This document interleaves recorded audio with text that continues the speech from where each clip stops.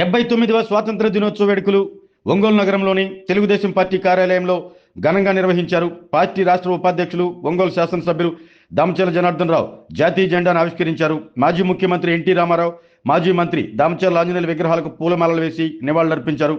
అనంతరం ఎమ్మెల్యే దామచర్ల మాట్లాడుతూ, ఈరోజు మనం స్వేచ్ఛగా జీవించగలుగుతున్నాము అంటే ఆనాడు వారు చేసిన త్యాగాల ఫలితమే అన్నారు. దేశ స్వాతంత్ర్యం కోసం పోరాడిన వారిని స్ఫూర్తిగా తీసుకుని ముందుకు సాగాలంటూ పిలుపునిచ్చారు. రాజకీయాల్లో, వ్యాపార రంగాల్లో ఉన్నవారు సమాజం కోసం తమ వంతు బాధ్యతగా ముందుకు రావాలని కోరారు. రాష్ట్రంలో చంద్రబాబు నేతృత్వంలోని కూటమి ప్రభుత్వం ఎన్నికల సమయంలో ఇచ్చిన హామీలను ప్రాధాన్యత క్రమంలో అమలు చేస్తుందంటూ తెలిపారు. స్త్రీ శక్తి పేరుతో మహిళలకు ఉచిత బస్సు ప్రయాణం ప్రారంభించబోతం పట్ల హర్షం వ్యక్తం చేశారు.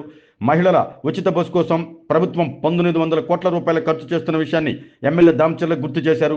ఈ కార్యక్రమంలో టీడీపీ నగరాధ్యక్షులు బండారు మదన్, ప్రధాన కార్యదర్శి బొడపాటి వెంకట్, నాయకులు ఎక్కల తులసిరావు, మంత్రి శ్రీనివాసరావు, కొటారి నాగేశ్వరరావు, శ్రీరామ్మూర్తి, మహిళా నాయకురాలు టి అనంతమ్మ, ఆర్ల వెంకటరత్నం, పెద్దిశెట్టి వరలక్ష్మి, నెడమరూరి పావని తదితరులు పాల్గొన్నారు.